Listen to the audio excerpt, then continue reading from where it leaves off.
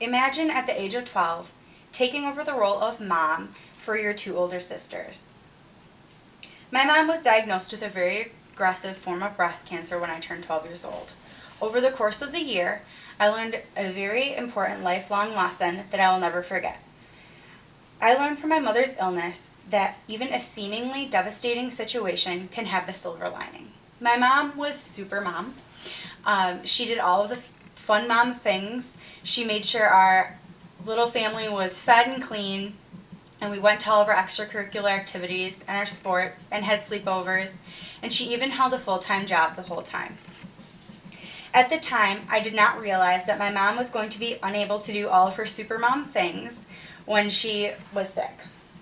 As her treatment progressed, our family had to give up things. My sisters and I had to quit some sports and some clubs so that my mom could muster up the strength to work during her cancer treatment. After chemotherapy, my mom was unable to taste food.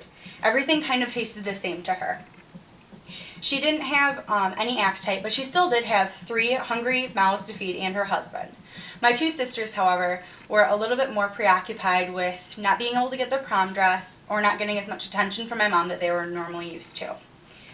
My mom and I sat down and decided that I would begin cooking for our family.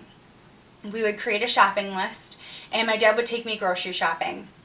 My mom would then sit in the kitchen with me and teach me how to make all of the recipes she normally made for our family. Over this year, my mom became my best friend, and I became my mom's mom on her sickest days. I made sure she had ice water after her chemotherapy and a warm blanket to come home to. I never let her leave the house being self-conscious of her bald head. My mom was strong for my older sisters and dad, and I was strong for my mom. Through her cancer, I became a good cook, I became a homemaker, and I became a caretaker. At the age of 12, I became just like the woman that I idolized. My mom put on a tough face through her cancer treatment and molded me into the woman that I am today.